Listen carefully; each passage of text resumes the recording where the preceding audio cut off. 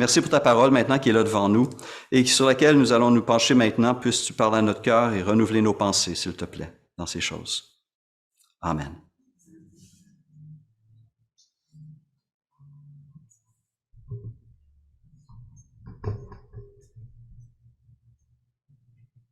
J'aimerais vous inviter à prendre l'Évangile de Matthieu, chapitre 12, avec moi. Matthieu, chapitre 12, à partir du verset 46.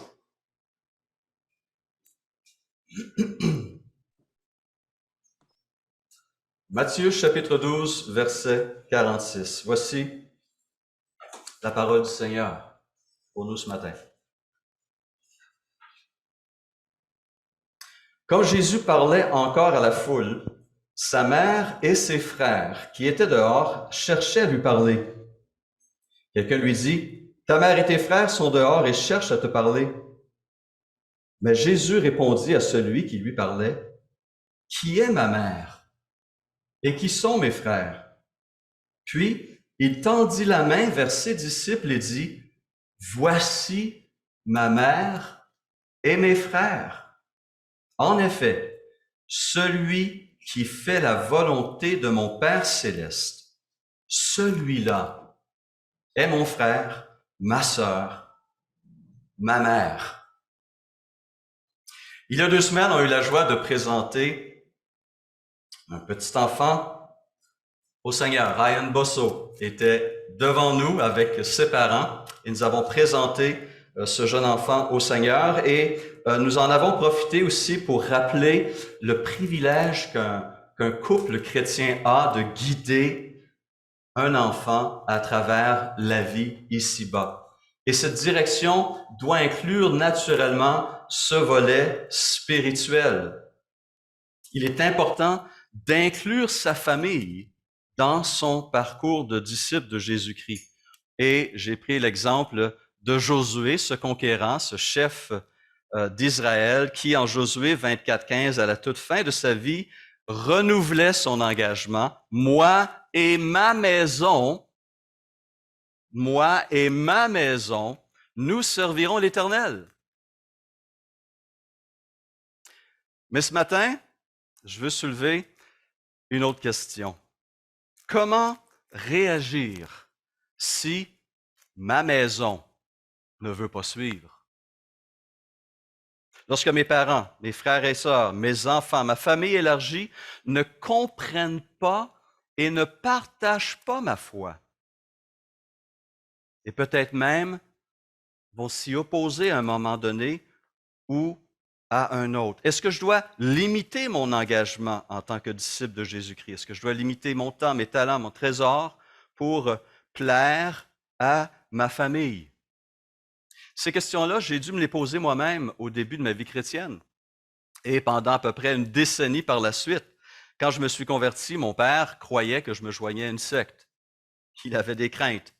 Quand je lui ai annoncé, moins d'1 an après ma conversion, que je me préparais à partir en Europe pour 3 ans pour suivre une formation afin de devenir ministre de l'Évangile, pasteur, il était plutôt perplexe. Et quand 2 ans et demi plus tard, dans ma formation, un semestre avant la fin, je me suis uni en mariage avec Nina, je n'avais aucun membre de ma famille pour célébrer cet événement près de moi. Il y avait une incompréhension, il y avait un malaise, il y avait une barrière. Et durant les premières années de mon ministère, je pourrais dire durant la première décennie de mon ministère pastoral, ma famille élargie ne comprenait pas les devoirs qui m'incombaient en tant que disciple de Jésus-Christ et en tant que serviteur de Dieu. Je me rappelle lorsqu'on organisait parfois des week-ends en famille. À certains moments, bien sûr, on prenait des vacances, comme tout le monde. Mais ils avaient de la misère à saisir le fait que j'étais ministre du culte et que le dimanche était un temps qui était consacré à mon Seigneur et au peuple de mon Seigneur. Et lorsqu'on ne veillait pas les samedis soirs avec eux, j'entendais parfois des chuchotements de déplaisir. La vie de disciple a eu aussi un impact sur ma vie de famille élargie. Et parfois, même des parents chrétiens vont s'opposer, vont réagir à l'appel de Dieu sur la vie d'un de leurs enfants. Pourquoi? Parce que le rêve de ses parents pour leurs enfants, souvent des rêves séculiers, des rêves qu'ils chérissaient, des projets qu'ils avaient pour leur enfant volent en éclats. Et certains vont même s'opposer à l'appel de Dieu sur leur vie. La question ce matin qu'on veut se poser est la suivante. Quand famille biologique et famille spirituelle s'entrechoquent, que faire? Comment réagir? Eh bien, cette situation-là n'était pas étrangère du tout à notre Seigneur Jésus.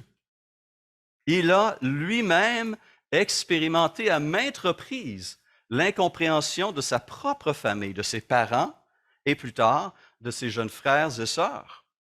Il a même expérimenté le mépris et le rejet de leur part. Comment a-t-il navigué à travers ces courants difficiles? Mais ce matin, je crois que sa façon à lui est un exemple à imiter aussi pour nous. Alors, nous allons faire dans un premier temps un bref survol des différents textes des évangiles qui nous parlent de ces moments de tension entre Jésus et sa famille biologique alors qu'il sert le Seigneur. Et ensuite, nous verrons comment lui-même a réagi et les conséquences de sa prise de position.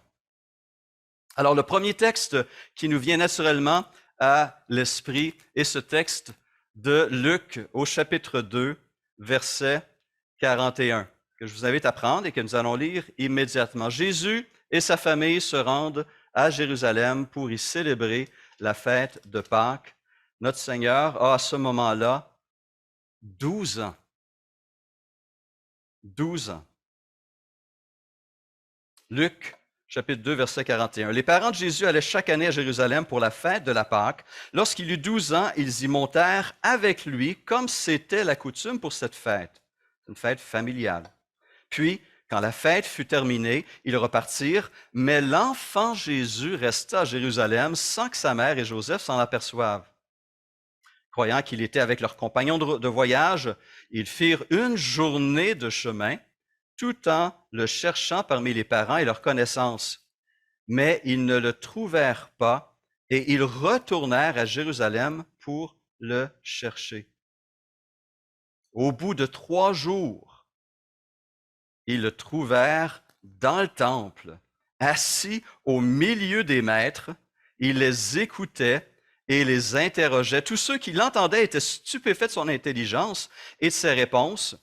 Quand ses parents le virent, ils furent frappés d'étonnement et sa mère lui dit, « Mon enfant, pourquoi as-tu agi ainsi envers nous? Ton père et moi, nous te cherchions avec angoisse. » Il leur dit, « Mais pourquoi me cherchiez-vous? Ne saviez-vous pas qu'il faut que je m'occupe des affaires de mon père? » Mais ils ne comprirent pas ce qu'il leur disait. Imaginez cette situation, imaginez l'angoisse qui a dû remplir le cœur de ses parents qui s'imaginent toutes sortes de scénarios. Où est notre garçon? Que se passe-t-il? Est-ce qu'il a été attaqué? Est-ce qu'il est malade? Est-ce qu'il est blessé? Et au bout de ces 3 jours, ils le trouvent et on entend clairement la réprimande de Marie, n'est-ce pas, cette angoisse qu'elle a vécue, cette tension, elle et Joseph, pendant ces 3 jours de recherche. Mon enfant, pourquoi as-tu agi comme ça? Mais qu'est-ce qui t'a pris? Autrement dit, Jésus, ce que tu as fait là, c'est mauvais. Mais est-ce que ça l'était? Est-ce que ça l'était? Deuxième épisode. On se retrouve 18 ans plus tard, lors de noces dans un village du nom de Cana. À ce moment-là, Jésus vient de commencer, de débuter son ministère public. Et on lit en Jean chapitre 2, verset 1er, « Il y eut des noces à Cana en Galilée, la mère de Jésus était là et Jésus fut aussi invité aux noces avec ses disciples. Le vin ayant manqué, la mère de Jésus lui dit, « Ils n'ont plus de vin. » Jésus lui répondit, Femme, qu'y a-t-il entre moi et toi? Mon heure n'est pas encore venue. Alors ici, on se rappelle le contexte. Jésus vient de se faire baptiser, vient de se présenter à Israël et commence son ministère de prédicateur itinérant, annonçant la bonne nouvelle du royaume. Son ministère public a commencé et il a déjà commencé à recruter un certain nombre de disciples. Et voilà qu'il se trouve chez des amis à Cana avec sa mère. Et un incident arrive qui risque d'humilier profondément ces jeunes mariés. Ils ont mal calculé la quantité de vin qu'il leur faut. Et Marie se tourne vers son fils aîné et lui demande d'intervenir en faveur du couple. Alors, c'est une action, c'est une demande qui paraît anodine. Ce que Marie demandait à Jésus n'était pas nécessairement mauvais. Et elle croyait que son fils pouvait faire quelque chose, quoique ce n'est pas clair quoi. On doit se rappeler qu'à ce moment-là, Jésus n'avait accompli aucun miracle. Jusqu'à ce moment-là, Jésus n'avait accompli aucun miracle. Qu'est-ce que Marie avait en tête? Ce n'est pas clair nécessairement. Mais la réponse de Jésus n'est pas celle à laquelle elle s'attendait. Mon heure n'est pas encore venue. Troisième épisode, troisième incident, repris par les trois évangélistes synoptiques, Matthieu, Marc et Luc, qui implique cette fois-ci toute la famille de Jésus. Sa mère, pensons qu'à ce moment-là, lorsque Jésus a commencé son ministère, son père était déjà décédé, il n'est plus mentionné nulle part. Donc, sa mère et ses frères sont inclus dans ce scénario. Et on se retrouve ici en Marc, chapitre 3, versets 20 et 21, et ensuite 31 à 34. Marc, chapitre 3, versets 21, 20 et 21. Ils se rendirent à la maison et la foule se rassembla de nouveau, de sorte qu'ils ne pouvaient même pas prendre leur repas. Lorsqu'ils l'apprirent, les membres de la famille de Jésus vinrent pour s'emparer de lui, car ils disaient, il a perdu la raison. Ça y est, il est devenu fou. Il faut qu'on aille le chercher. Verset 31, sa mère et ses frères arrivèrent donc, ils se tenaient dehors et l'envoyèrent appeler. La foule était assise autour de lui et on lui dit, voici, ta mère et tes frères et sœurs sont dehors et te cherchent. Il répondit, qui est ma mère? Et qui sont mes frères? Puis il promena le regard sur ceux qui étaient assis tout autour de lui et dit, voici ma mère et mes frères. En effet, celui qui fait la volonté de Dieu, celui-là est mon frère, ma sœur, ma mère. Alors imaginez le contexte ici. Il est important de comprendre ce contexte. Jésus a commencé son ministère et partout où il va, des foules incroyables accourent. Son nom est sur toutes les lèvres. On entend parler d'un enseignement qu'il apporte sur le royaume, qui est un enseignement qu'on n'a jamais entendu de la part des scribes et des pharisiens.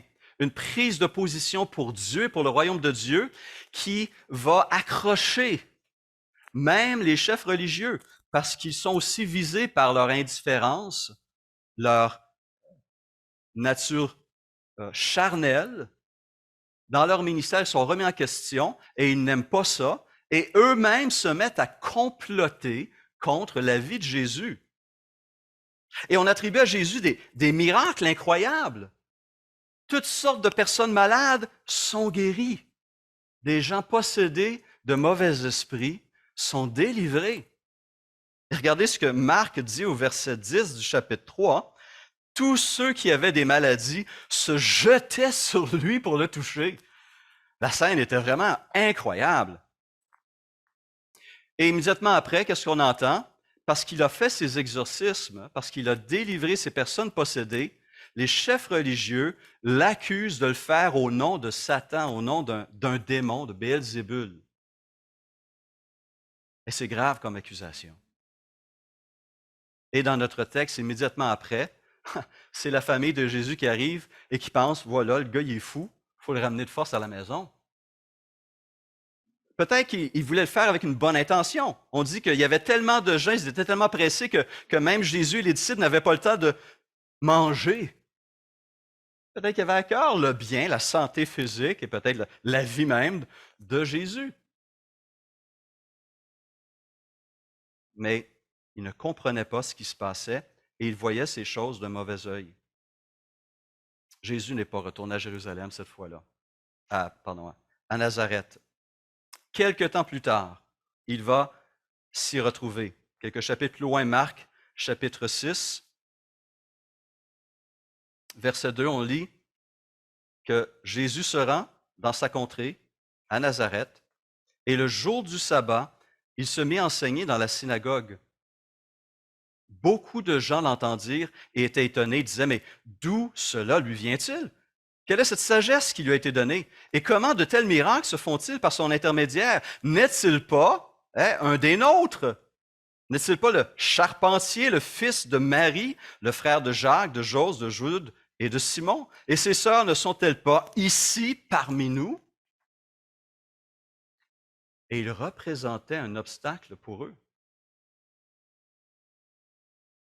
Et Jésus leur dit, un prophète n'est méprisé. Regardez le mot qu'il choisit, hein?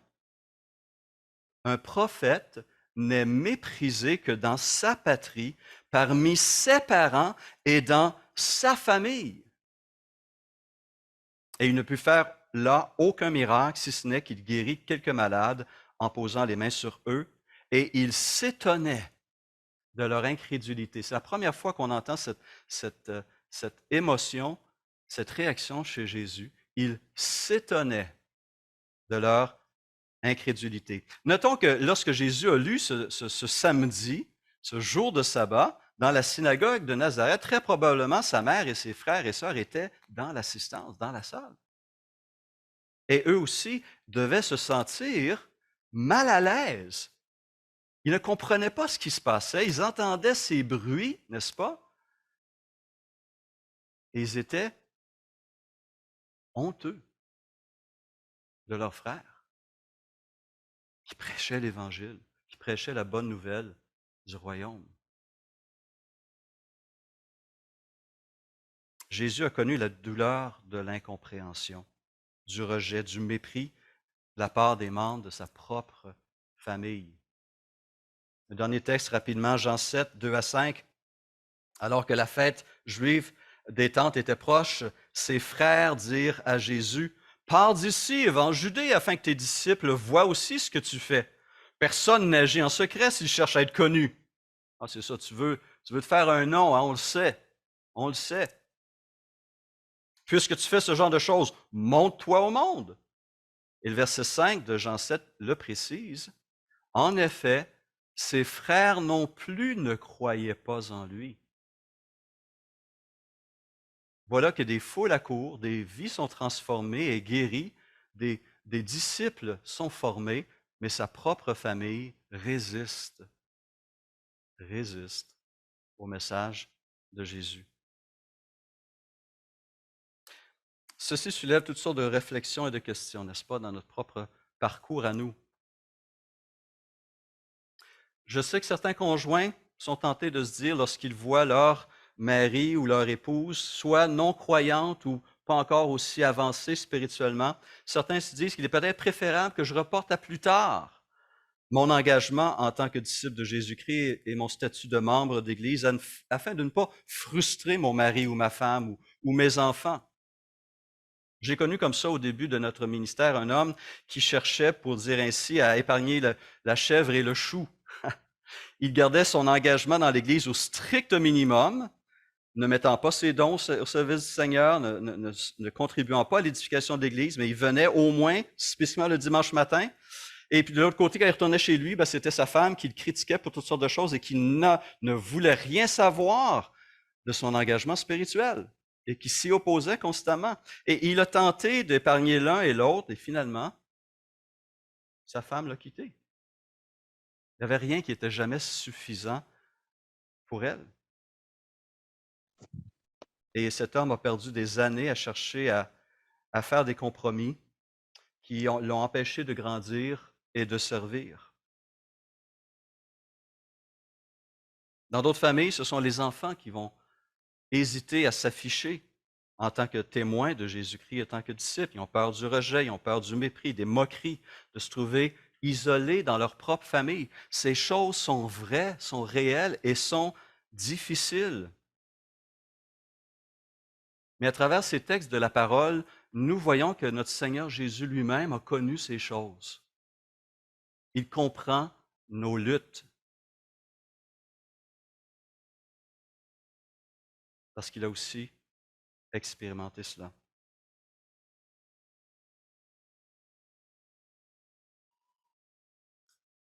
Comment Jésus a-t-il réagi alors? Quand les attentes de sa famille biologique et celles de sa famille spirituelle entraient en conflit,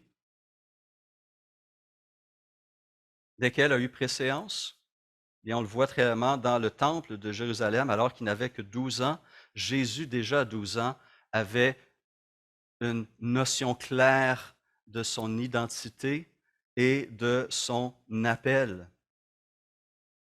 Et il a cherché à communiquer à ses parents cette réalité qu'il était appelé à servir son Dieu et que la volonté de son Dieu pour sa vie devait avoir préséance sur tout le reste. Alors que Marie reprend Jésus, « Voici ton père et moi, nous te cherchions avec angoisse. » Il leur dit, verset 49, « Pourquoi me cherchiez-vous? Vous devriez le savoir où est-ce que je me trouve. Ne saviez-vous pas qu'il faut que je m'occupe des affaires de mon Père? » Et là, Jésus est en train de clairement identifier sa notion, sa compréhension de sa filialité avec Dieu le Père, alors que Marie vient de parler de ton Père et moi. Jésus dit, oui, mais j'ai mon Père qui m'a donné une mission et que je dois accomplir. Et sur le moment, sa décision a fortement déplu à ses parents. Il aurait pu attendre, après tout. Son ministère public ne va commencer que dans 18 ans. Mais l'appel était là, maintenant. Et il n'y a pas d'âge pour manifester son amour pour Dieu et sa soumission à sa volonté lorsque l'appel est clair.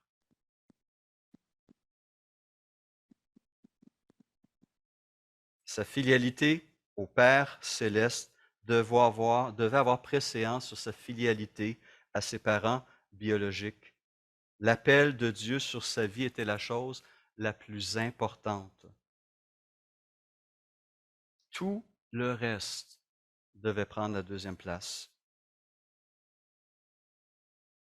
Et ici, on a un exemple d'un enfant qui rappelle ses propres parents à l'ordre. Marie et Joseph avaient été témoins 12 ans auparavant d'apparitions angéliques, de révélations surnaturelles. Ils connaissaient la mission de Jésus, l'appel qui était placé sur sa vie. Ils devaient du moins le savoir. Apparition des anges, la venue des bergers, Siméon au temple lorsqu'ils ont présenté Jésus bébé, les mages et d'autres révélations. Ils auraient dû le savoir. Mais à travers la vie qui s'est poursuivie, la naissance d'autres enfants, les besoins de la vie quotidienne, ils ont eux-mêmes perdu de vue l'appel qui était sur leur enfant. Et c'est Jésus à 12 ans qui doit leur rappeler cet appel-là. Dans certains cas, c'est nos propres enfants qui doivent nous rappeler à l'ordre, n'est-ce pas? Papa, maman, on est dimanche matin, est-ce qu'on va à l'église? Quoi? Mais est-ce qu'on prive quelque chose? Est-ce qu'on prive nos enfants de quelque chose? Un bon exemple, l'opportunité pour lui ou pour elle d'entendre l'Évangile à son niveau. Dans le cas de Cana, les facteurs étaient plus subtils, mais tout aussi importants. Voici comment le grand commentateur F. Bruce explique la situation. Il dit, « Marie n'a probablement pas bien compris que depuis que son fils avait quitté la maison, quelques mois auparavant, quelque chose était survenu qui devait entraîner une différence dans leur relation. » Bruce continue, « Il avait été oint du Saint-Esprit et avait reçu la puissance d'accomplir l'œuvre spéciale que le Père lui avait confiée. À présent, Après les longues années silencieuses à Nazareth, il était entré dans son ministère public. Toute chose, y compris ses liens familiaux, devait être subordonnée à ce ministère. C'est du moins ce que constitue l'arrière-plan de cette réponse étonnante que Jésus a donnée à sa mère. Fin de la citation. Marie avait besoin de comprendre que quelque chose venait de changer dans sa relation avec Jésus. Elle ne pouvait plus l'approcher en tant que mère vis-à-vis fils pour lui demander des choses qui revenaient de son autorité en tant que Messie annoncé et promis. La seule position dans ce contexte qui doit tenir, c'est celle d'une disciple envers son maître. Elle avait besoin de comprendre que sa relation avec Jésus avait besoin de changer. Paul va faire référence à cela lorsqu'il dira en 2 Corinthiens 5,16, et je lis la version Parole vivante. Paul dit ceci: « Désormais, nous ne jugeons plus personne d'après des critères purement extérieurs à la manière du monde. Autrefois, notre jugement sur le Christ lui-même se basait sur son apparence extérieure. Ce que nous pensions de lui s'inspirait des points de vue du monde, mais maintenant, nous le connaissons d'une toute autre manière. » Marie avait besoin de connaître Jésus d'une toute autre manière, maintenant qu'il était pleinement engagé dans son ministère du Messie d'Israël.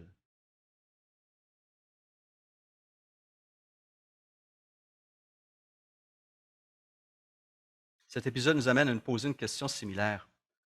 Comment percevons-nous nous-mêmes Jésus? Alors, les gens du monde, généralement, vont voir Jésus comme un homme bon, n'est-ce pas? Un homme qui a été sage, qui a mené une vie exemplaire, mais un simple homme. Mais un homme ne peut sauver qui que ce soit. D'autres vont le voir comme en tant que guide spirituel. Il a dit des paroles profondément riches sur la vie, sur la mort, sur Dieu, sur le monde.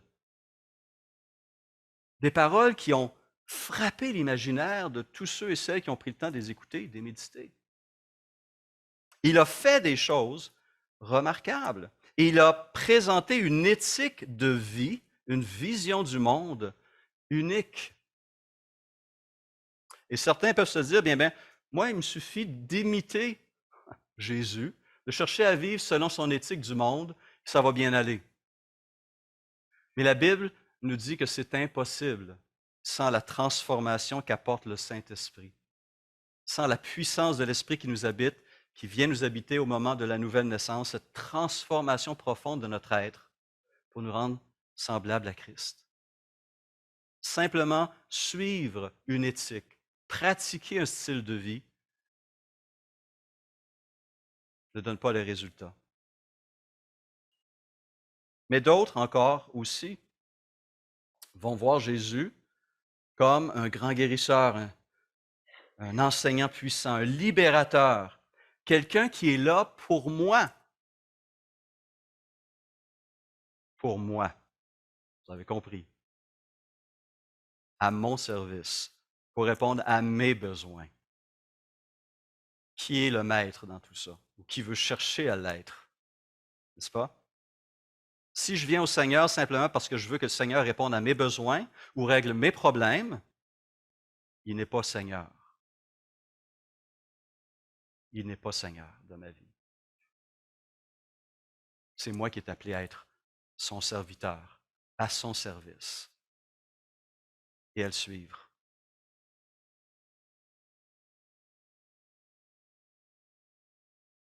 C'est lui le Seigneur et le Sauveur suprême, le Maître de l'univers, celui qui a tous les droits sur nous, et nul autre. Durant l'incident où on l'accuse d'être possédé et que sa famille cherche à le ramener de force à la maison, Jésus met en lumière cette tension qui ne peut manquer d'exister entre sa famille biologique et sa famille spirituelle lorsque ses valeurs et ses priorités sont différentes. Marc 3,32 voici ta mère et tes frères sont dehors et te cherchent. Il leur répondit, qui est ma mère et qui sont mes frères? Puis promenant le regard sur ceux qui étaient assis tout autour de lui, il dit, voici ma mère et mes frères. En effet, celui qui fait ma volonté, celui qui fait la volonté de Dieu, celui-là est mon frère, ma sœur et ma mère. Alors, la famille de Jésus pensait bien agir. Elle croyait avoir le bien-être de Jésus à cœur.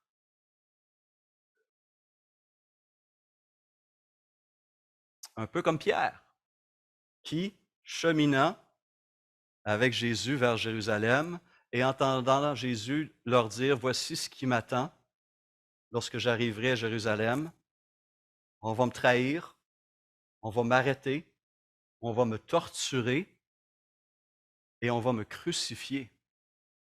Quelle est la réaction de Pierre?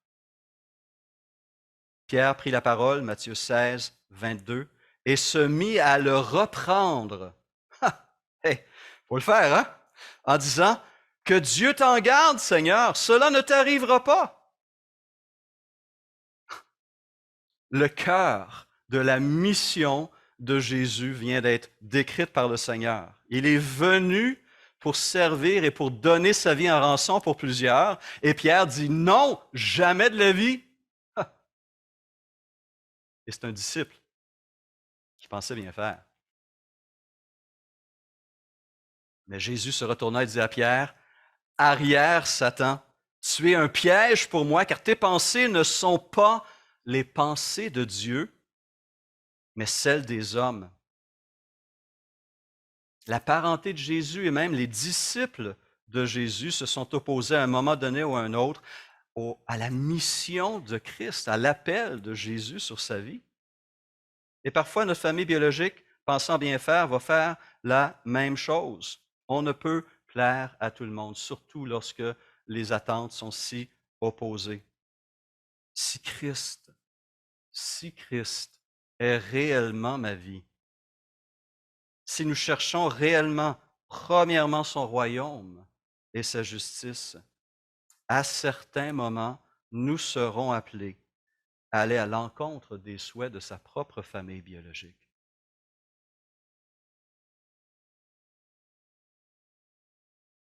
Mais notre fidélité à Christ, notre obéissance première à Dieu sera un témoignage de foi qui peut être utilisé par Dieu pour toucher le cœur de ces personnes. Et ça peut nous donner l'occasion de communiquer notre amour aussi à notre famille biologique. On pourrait leur dire, écoutez, je vous aime. Vous êtes mes parents, vous êtes mes frères, mes sœurs, vous êtes mes enfants, mais il y a quelqu'un qui m'a manifesté un tel amour qu'il mérite la soumission la plus totale de mon cœur,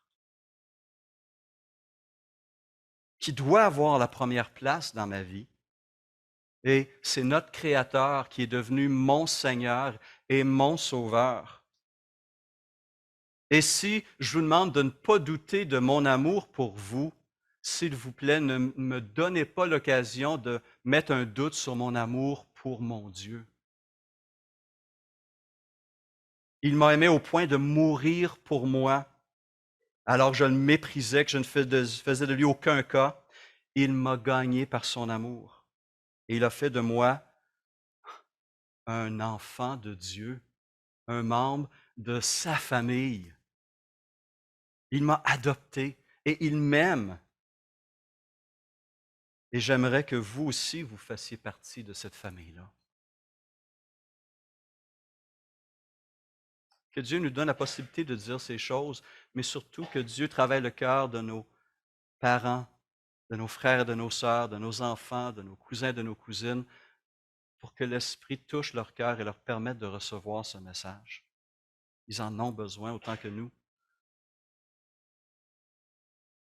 Et si on fait des compromis, ils ne comprendront pas l'importance de l'appel de Christ sur notre vie et l'importance que cet appel doit avoir sur leur propre vie.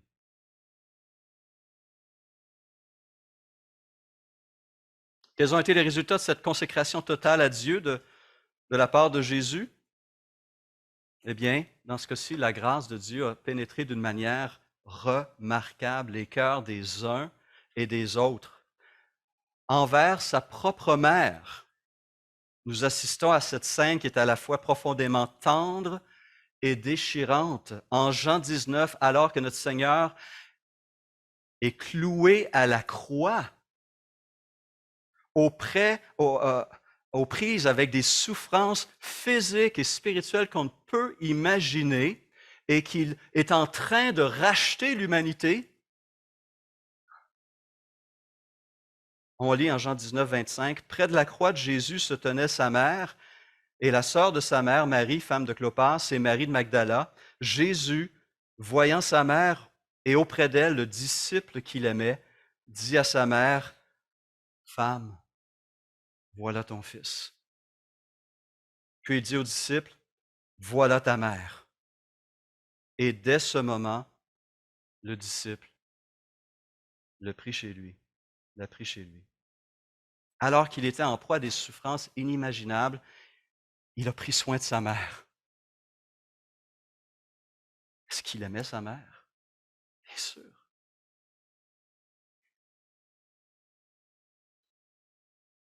Et il l'a confié à son disciple bien-aimé. Quant à ses jeunes frères et ses sœurs qui avaient certainement très mal pris sa décision, la décision de leur frère aîné de quitter la boutique familiale, leur gagne-pain pour devenir un prédicateur itinérant, qui ont dû se sentir probablement abandonnés par leur frère aîné pour un temps, ils ont éventuellement réalisé que Jésus voulait leur offrir quelque chose de tellement plus profond, plus riche et plus important, la vie éternelle, le salut. Et on se réjouit parce que cette incrédulité qui a marqué les 3 années du ministère public de Jésus, cette incrédulité de ses frères et de ses sœurs, et même cette colère et ce mépris sont disparus comme ça à la résurrection de notre Seigneur. Pourquoi? Pourquoi? 1 Corinthiens 15 nous l'explique. En 1 Corinthiens 15, nous avons le texte clé sur la résurrection de Jésus et Paul, commence en rappelant quel est le message fondamental qu'il a prêché et il parle ensuite qu'à travers ce message, il y a la résurrection de Jésus, la victoire de Jésus sur le péché, sur Satan et sur la mort. Et on lit au verset 5 que Jésus est apparu à Céphas, c'est-à-dire à Pierre, et aux 12.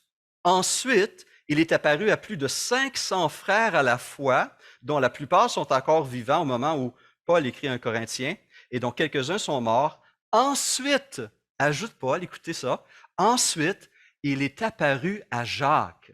Quel Jacques? Son frère. Pas l'apôtre, parce que les apôtres sont immédiatement mentionnés avant et après. Ce frère de Jésus, probablement le plus vieux de ses frères après lui, qui s'était opposé à Jésus, qui l'avait méprisé, qui ne croyait pas en lui, a eu droit à une apparition particulière de Jésus. Et sa vie en a été transformée. Il a été gagné à la vie et au service. Et de jeunes frères frustrés, méprisants et spirituellement aveugles, la grâce de Dieu, l'a transformé en disciple de Jésus-Christ, en serviteur de Dieu et en a fait le dirigeant de la première communauté de Jérusalem et éventuellement l'auteur d'une des épîtres du Nouveau Testament. Et on croit aussi que Jude, un autre frère, s'est converti et est l'auteur de l'épître de Jude. Et donc, on a cette scène immédiatement après son ascension, en Acte 1,14, que tous persévéraient d'un commun accord dans la prière avec les femmes, avec Marie, la mère de Jésus, et gloire à Dieu, et avec les frères de Jésus. La grâce avait pénétré et avait changé leur cœur, leur vie. Et plus tard, ces mêmes frères de Jésus qui avaient méprisé son ministère de prédicateur itinérant sont devenus, eux aussi, des prédicateurs itinérants. Paul en fait une brève allusion à 1 Corinthiens 9,5 lorsqu'il défend son apostolat et son droit de se promener avec son épouse ou des épouses. Il dit, n'avons-nous pas le droit d'amener avec nous une sœur qui soit notre femme, comme le font les autres apôtres, les frères du Seigneur? Et Céphas, c'est-à-dire Pierre, eux-mêmes sont devenus des prédicateurs de l'Évangile.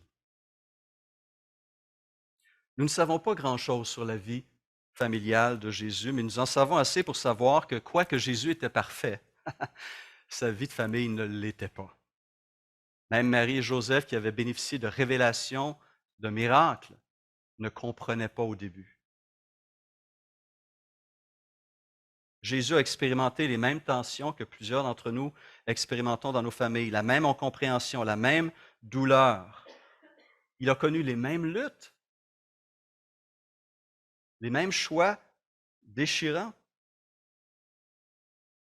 mais il est demeuré fidèle à l'appel que Dieu avait placé sur sa vie.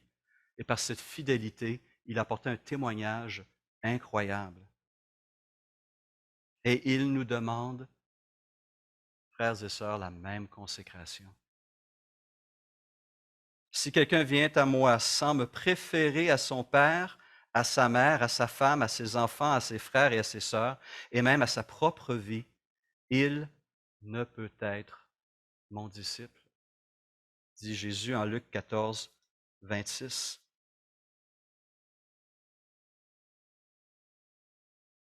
Les intérêts du royaume de Dieu doivent avoir préséance sur tout le reste, même sur les liens familiaux, mais on ne doit jamais mépriser ces liens. On doit les chérir, les nourrir, même lorsqu'on ne nous comprend pas. Mais le Seigneur n'a pas laissé ses disciples orphelins en quelque sorte, sans famille et sans ressources. Marc 10, 28 nous dit ceci. Pierre lui dit, nous avons tout quitté et nous t'avons suivi. Pierre avait laissé son commerce, avait laissé même sa femme, qui plus tard va l'accompagner aussi dans ses voyages. Nous avons tout quitté et nous t'avons suivi. Jésus répondit, je vous le dis en vérité, personne n'aura quitté à cause de moi et à cause de la bonne nouvelle sa maison, ses frères, ses sœurs, sa mère, son père, sa femme, ses enfants et sa terre, sans recevoir au centuple, dans le temps présent, des maisons, des frères, des sœurs, des mères, des enfants et des terres, avec des persécutions, et dans le monde à venir, la vie éternelle. Nous ne sommes pas seuls et nous faisons partie de cette famille glorieuse, la famille de Dieu. Nous avons deux familles. Et celle-ci est aussi très belle et glorieuse. Et les liens qui nous unissent vont durer pour l'éternité. Ne perdons pas de vue ces choses. Que Dieu nous vienne en aide dans ces moments qu'on peut vivre encore avec notre famille biologique qui ne saisit pas toujours notre appel en tant que disciple de Jésus-Christ, ce que ça peut représenter dès maintenant. Et ça nous aide à demeurer fidèles et manifester son amour, sa patience et sa grâce aussi envers notre famille biologique. Prenons un instant ensemble et prions. Mais avant, peut-être prenons un instant pour nous-mêmes nous examiner et peut-être personnellement placer un membre de votre famille qui peut-être actuellement est en brouille avec vous, peut-être à cause justement de votre marche spirituelle, de votre fidélité à Dieu. Peut-être c'est un conjoint, peut-être c'est un enfant ou un parent. Prenons un instant pour présenter cette personne au Seigneur ce matin et demander à la grâce de Dieu de pénétrer leur cœur, de changer leur vie et d'en faire un frère en Christ ou une sœur en Christ.